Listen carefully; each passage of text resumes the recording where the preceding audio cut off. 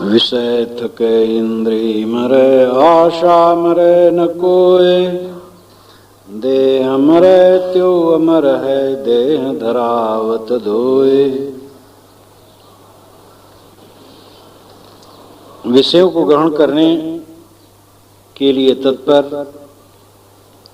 इंद्रियां थक जाती हैं और मर भी जाती हैं, लेकिन मनुष्य के अंदर की आशा नहीं मरती। देह मरने पर भी आशा अमर रहती है और यही पुनः देह धराती है। इसलिए मुमुक्षु को चाहिए कि आशा के बीज को दग्ध करे।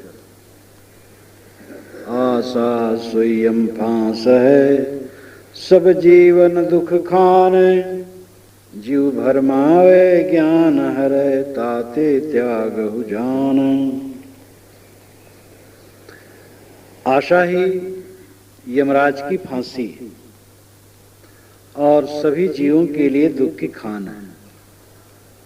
ये जीव को भटका देती है, ज्ञान छीन लेती है और जीव भटकता है। इसलिए समझ बूझ करके आशा का त्याग करना चाहिए। आशा हमारी दरिद्रता है। भोगों की आशा जो हम करते हैं हमारे अंदर की ये दरिद्रता का लक्षण है। साधक जितना विवेकवान होता है, समझदार होता जाता है, उसके अंदर की आशाएं क्षीण होती जाती हैं। आशा की कोई जरूरत नहीं है। भूख लगने पर कुछ मिल जाता है, तन ढकने के लिए कुछ कपड़े भी मिल जाते हैं और आने के लिए जगह भी मिल जाती है। आदमी को चाहिए अपनी श्रेणी के अनुसार परिश्रम करें। आशा वासना की कोई आवश्यकता नहीं। निरंतर विचारों से और विवेक से जब अपने मानसिक विकार क्षीण होते हैं, अंतःकरण शुद्ध होता है, तो आदमी की दृष्टि निर्मल होती है। भिद्यते हृदय ग्रंथि छिद्यन्ते सर्व संशयाः, क्षीयन्ते चास्य कर्माणि तस्मिन् दृष्टि परावरे। जब हृदय की गांठें चढ़ाशक्ति कट जाती है, भिद्यते हृदय ग्रंथि छिद्यन्ते सर्व संशयाः, और सारे संशयों का नाश हो जाता है। भिद्यते हृदय ग्रंथि छिद्यन्ते सर्व संशयाः, क्षीयन्ते चास्य कर्माणि, उसके कर्म क्षीण हो जाते हैं। कर्म क्षीण होने का मतलब है अनुद्वेग हो जाना, आकर्षण रहित हो जाना, खिंचाव रहित हो जाना। तस्मिन् दृष्टि परावरे, उसकी दृष्टि पर अवर हो जाती है। पर अवर का अभिप्राय है आर पार, दिव्य दृष्टि हो जाती है। उसके चित्त में कोई भटकाव नहीं रहता। इस मरे हुए संसार से उसे कुछ पाने की इच्छा नहीं रहती। ये कूड़ादान संसार, कूड़ा कचरा, स्वप्न, हमारे साथ न रहने वाला, क्षण क्षण मिटने वाला, छूटने वाला और एक दिन सदैव के लिए गायब हो जाने वाला संसार, क्या इससे वो चाहेगा? जिसकी दृष्टि ऐसी निरंतर बनी रहती है उसको भटकने का कोई चांस नहीं रहता है।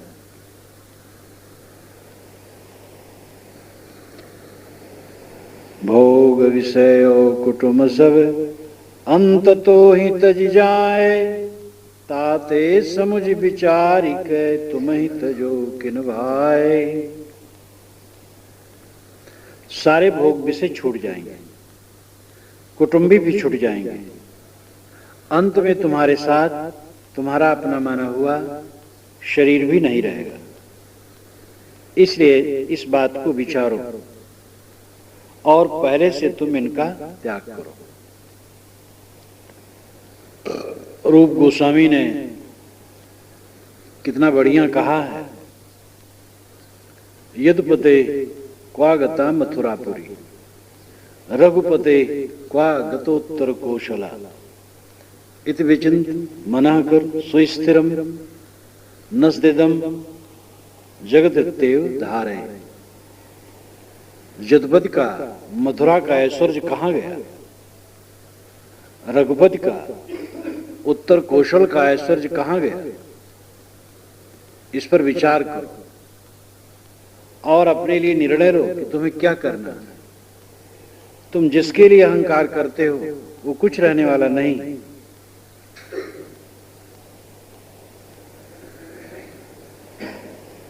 अहो मोह महिमा प्रबल, सबको करत बेहाल, ज्ञान हरै संपत्ति हरै प्राण हरै तत्काल। अहो आश्चर्य सूचक। सदगुरु पूर्ण साहब कहते हैं कि आश्चर्य, ये मोह की महिमा प्रबल है। मोह सबको बेहाल करता है। बेहाल का मतलब है अस्तव्यस्त, हाल स्थित, जिसकी स्थिति बिगड़ जाए वो बेहाल। ये ज्ञान को हर लेता है, संपत्ति को हर लेता है और तत्काल प्राण को भी नष्ट कर देता है। मोह बस आदमी स्वजनों को परिजन बना लेता है, जहां कल्याण का रास्ता उसको छोड़ देता है, अकल्याण के पथ में भटकने लगता है। हित से होए दुराव, जब अनहित से अनुराग, तुलसी तिनके भाल थे चले भलाई भाग।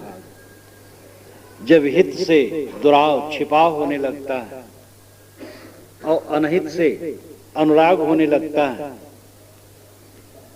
तुलसीदास जी कहते हैं उसके भाल से भलाई भाग जाती है। जहां से कल्याण हो वहां से पर्दा, जहां से अकल्याण हो वहां की रुचि। ये अपने विनाश का साधन है। ज्ञान वैराग्य विवेक विचार समझकर मोह में पतन होने का कारण क्या है? यही कारण है। जिनकी आशा लागी है तिनते दुखी न और, आशा त्याग निराश भय सोई सुख के ठौरे। सांसारिक विषयों में जिनकी आशा लगी है उनके समान कोई दुखी नहीं। अपने अंदर का अज्ञान अविद्या सांसारिक भोगों के लिए आशा पैदा करती है। अपने अज्ञान के निवृत्त होने पर किस चीज की आशा की जाए? जहां अपना शरीर अपना नहीं है, किस चीज की आशा की जाए? साधक को चाहिए सबके साथ हित बर्ताव करे। जो प्रेम से बरते धन्यवाद दे, जो प्रेम से न बरते उसको भी धन्यवाद दे। सबके लिए कल्याण की कामना रखे, किसी से कुछ न चाहे। एकदम निष्काम साधक के चित्त में न राग रहता है न द्वेष रहता है। आशा त्याग करके जो निराश हो जाता है वो सुख के ठौर पर पहुंच जाता है। आदि अंत अरु मध्य में आशा दुख की रास, स्वर्ग नरक भुगतावे आशय परबल फांस। शुरू में, मध्य में और अंत में आशा दुख की राशि है। जब आशा हमारे चित्त में स्फुरित होती है तब हम बेचैन होते हैं, गुलाम होते हैं और एकदम दीन हो जाते हैं। आशा वाली चीजों को प्राप्त के समय में भी हम उसमें आबद्ध हो जाते हैं, मोहवश। और जब वो चीजें छूट जाती हैं तब विकल हो जाते हैं। स्वर्ग नरक में भटकाने वाला ये आशा ही बंधन है, ये प्रबल फांसी। साधक को चाहिए कि आशा की फांसी काट, कुछ न चाहे। ताते आशा त्यागिए देह गेह की जान, नास्त सुखे कारणे क्यों होए बंधमान। इसलिए सदगुरु कहते हैं कि देह गेहात सबकी आशा छोड़ दो। जो सुख नास्ति, नास्ति का मतलब नास्ति, अस्त संस्कृत में होने को कहते हैं, न निषेध। जो सुख अंत में नहीं, यैया निग्रह स्नेह कर निर्वार संदेह। नहीं देखे नहीं भाजिया परम से आन पे हो। जहां देखता आप बजाऊ, जहां नहीं ता तनमन लाऊ। जहां नहीं ता सब कुछ जानी, जहां है ताले पहचाने। सदगुरु ने इसमें एक प्रकार का रहस्यवाद ही कहा है, संकेत में कहा है। सदगुरु की वाणी संकेत में बहुत है और इसीलिए उसका नाम बीजक है।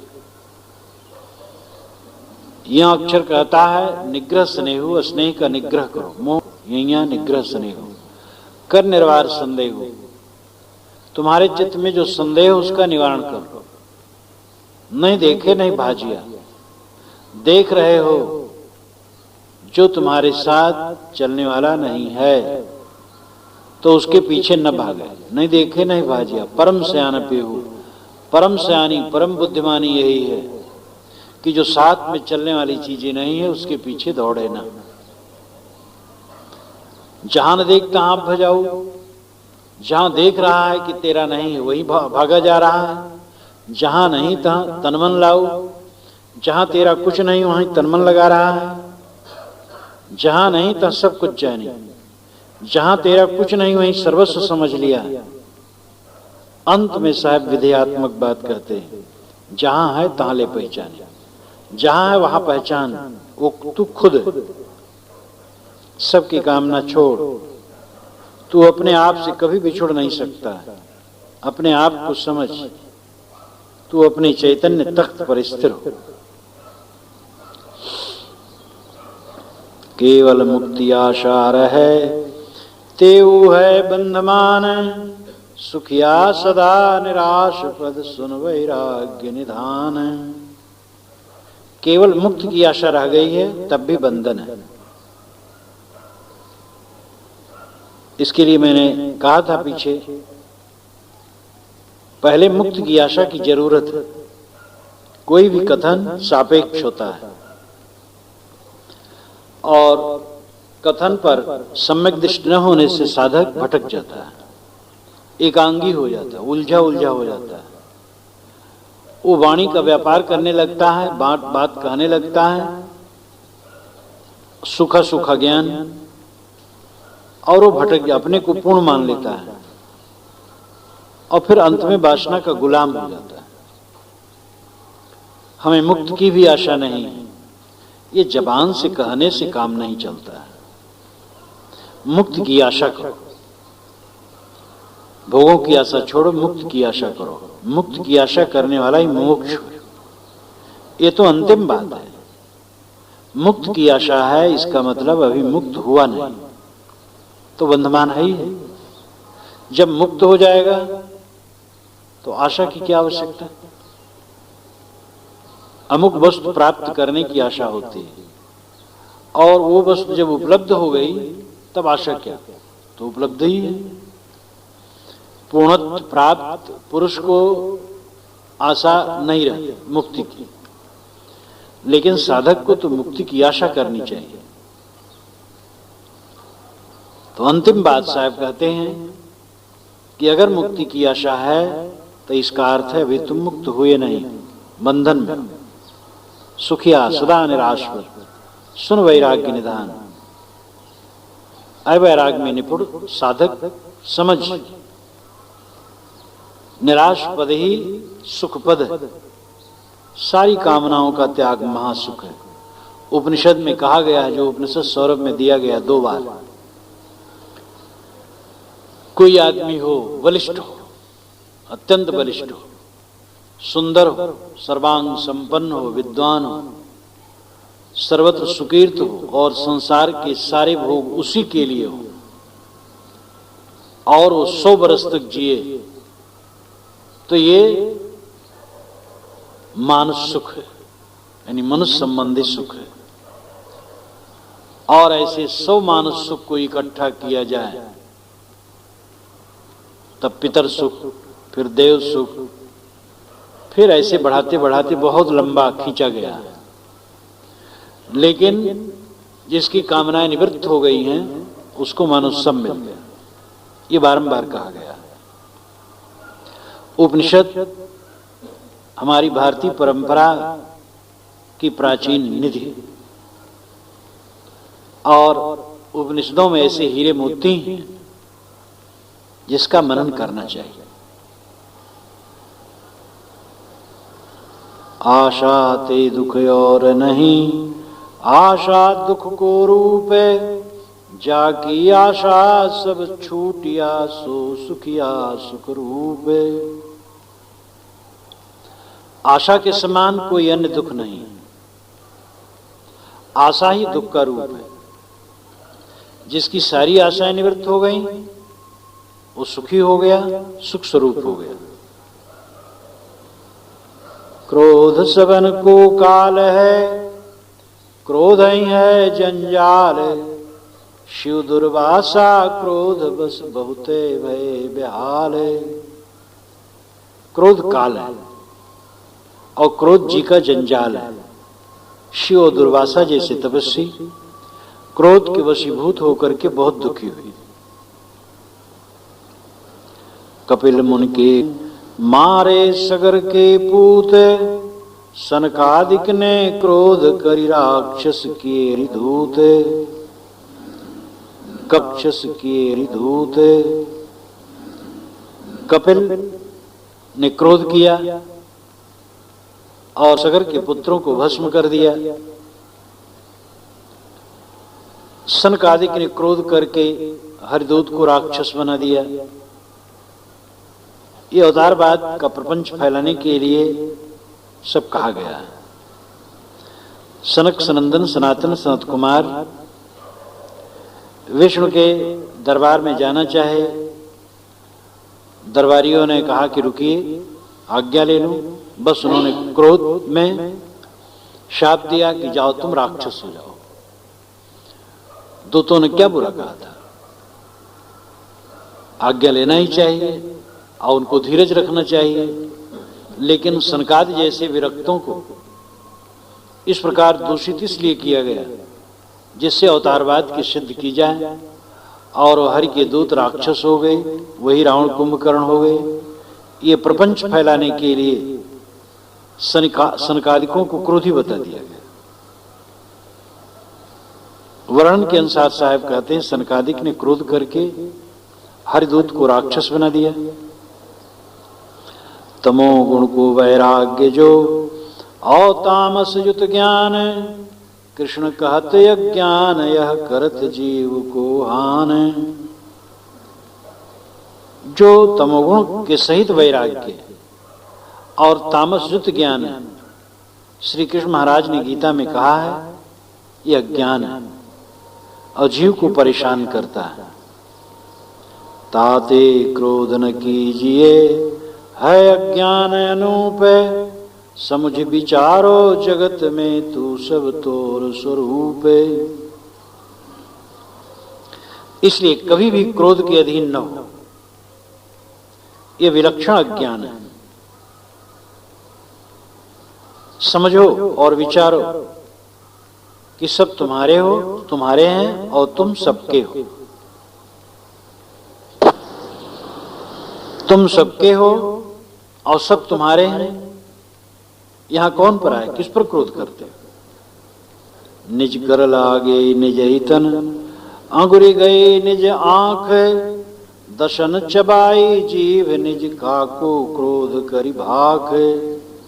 तैसे सब ही विचारिए क्रोध न करिए भाई, सब तेरे तू सबन का काको जान रिसाए।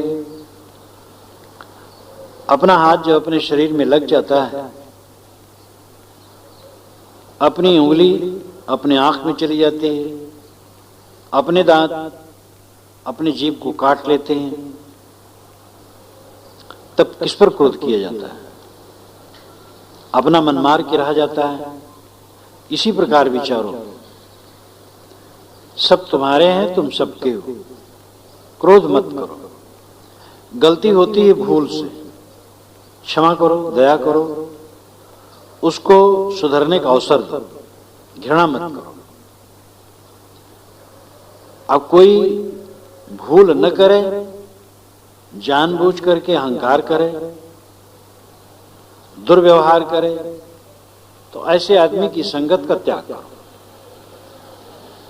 और जिससे प्रमादवश भूल हो जाए, प्रमादवश गलत कर्म हो जाए, चाहे बड़ी भूल हो चाहे छोटी भूल हो, क्षमा करो और सुधरने का स्थान दो। क्रोध से किसी का हित नहीं होता। क्रोध के समय हमारी बुद्धि भ्रमित हो जाती है, हम फिर सोच नहीं पाते क्या करना चाहिए। मस्तिष्क का ज्ञान प्रकाश बुझ जाता है। इसलिए बहुत धैर्यवान होना चाहिए। कहा जाता है न्यायाधीश को तेजवान होना चाहिए, और तेज का मतलब है गुस्सा भी होना चाहिए। ये भ्रम है। न्यायाधीश को तो और शांत होना चाहिए। न्यायाधीश हो, गुरु हो, समाज का अगुवा हो, घर का अगुवा हो, डॉक्टर हो, मास्टर हो, और कोई भी हो जो कुछ लोगों को लेके चलता हो, उसको बहुत धैर्यवान होना चाहिए। साथी लोग क्षुब्ध हो जाएं, हम क्षुब्ध न हो, तभी उनको निभाया जा सकता है। जहां बहुत लोग हैं तो एक प्रकार के सब नहीं है। लेकर के चलने में बहुत मेहनत है। बिना धीरज के ये संभव नहीं है। इसलिए धीरज रखना बहुत जरूरी है। समाज के अगुवा को ही नहीं, गुरु को भी समझना चाहिए मैं सेवक हूं। अपने को तो भूल करके भी नहीं मानना चाहिए मैं किसी का गुरु हूं, मैं समाज का सेवक हूं। और जो कुछ बन सके सेवा करना है। क्रोध त्याग करके, क्रोध छोड़ करके ही सेवा संभव है। भूमि शयन तन बसन करी, फल भक्षत आराम, निष्दिन रहता रण में तेहु सतावत काम। अब साहब काम के विषय में कहते हैं। जो भूमि पर सो जाते हैं, जिनके लिए न पलंग है, न गद्दे हैं, दरी भी नहीं है, एक साफी भी नहीं है, और तन बसन करी, तन ही मानो उनका वस्त्र है, शरीर पर भी कोई पर्दा नहीं, नंगे।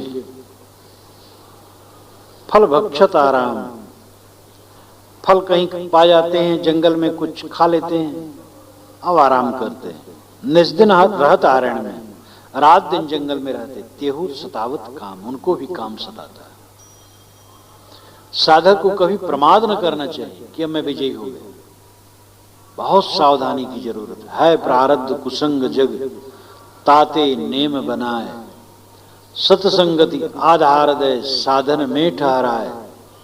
सदग्रंथन को देख के शोधो मन निश्याम, आप में सजग हुए बसो स्वतः निज धाम। कभी प्रमाद न करे, अपनी इंद्रियों का निरर्थक स्पर्श कभी भी न करे, अपने तरफ से कभी शक्ति क्षय अपना न करे, विरोधी आलंबन के प्रति उन्मुख न हो। पुरुष के लिए स्त्री और स्त्री के लिए पुरुष विरोधी आलंबन है, इनके तरफ मुख न हो। और कुचिंतन का छेद न होने दे चित्त में। बड़े बड़े बांध में बाल बराबर छेद हो जाने पर धीरे धीरे इतना फूट जाता है कि पूरी एरिया को पानी डुबा देता है। कुचिंतन छेद है जो सब कुछ भ्रष्ट कर देगा। कुचिंतन न करे, सदैव सादा भोजन और स्वल्प भोजन करें, कम खाने पर सदैव ध्यान रखें। चाहे सुबह हो, चाहे शाम हो, चाहे दोपहर हो, सदैव कम खाए। कम खाने वाले का ब्रह्मचर्य शुद्ध रहेगा और पेट साफ रहेगा, मन साफ रहेगा, स्फूर्ति रहेगी, शांति रहेगी। ब्रह्मचर्य के जितने नियम हैं उनका दृढ़ता से पालन करें। साधु संगति स्वाध्याय, ध्यान, चिंतन, रहनी विवेक में रहे। काम नहीं यह काल है, काम पर बलबीर, जब उमगत है देह में ज्ञानिन करते अधीर। साहब कहते काम नहीं है, काल है, प्रबल वीर है ये। जब शरीर में ये उमगता है तो ज्ञानियों को भी अधीर कर देता है। इसके लिए उदाहरण है निमिष, विश्वामित्र, नारद, कितने नाम लिए जाएं। ये लोग भटक गए,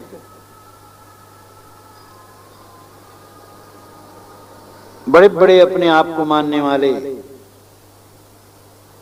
संग दोष में पड़ करके बह गए। हजार ज्ञान की युक्तियां याद नहीं रहती।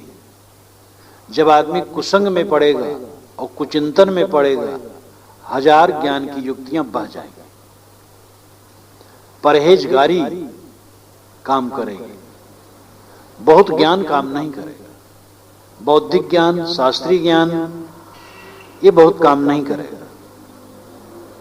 सावधानी, कुसंग का वर्जन, ये काम करेगा। साधक को दृढ़ प्रतिज्ञ होना चाहिए कि हमारा मन कभी मलिन न हो।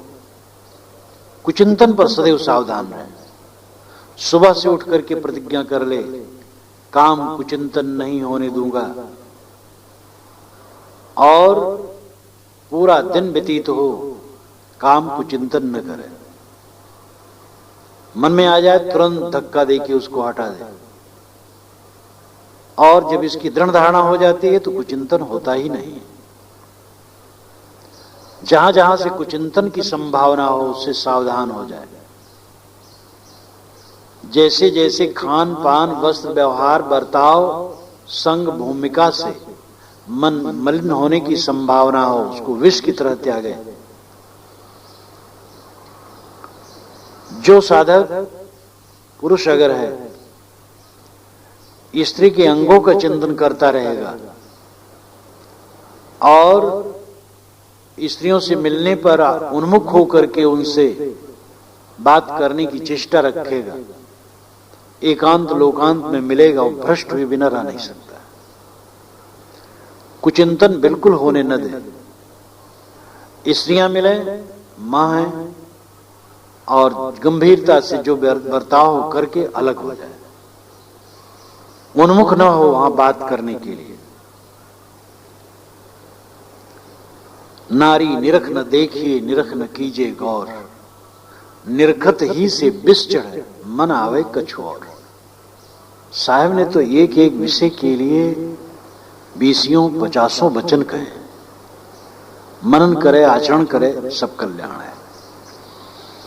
पुरुष की दृष्टि से उन्होंने कहा नारी को निरख करके मत दे। निरख का मतलब घूर करके देखना। निरख न कीजिए गौर, निरख करके गौर करना, बारंबार ध्यान देना, ऐसा मत करो। निरखत ही से विष चढ़े। जब तुम निरखोगे, दृष्टि गड़ा करके देखोगे तो विष चढ़ जाएगा और मन आवे कुछ और, मन में कुछ और ही आ जाएगा।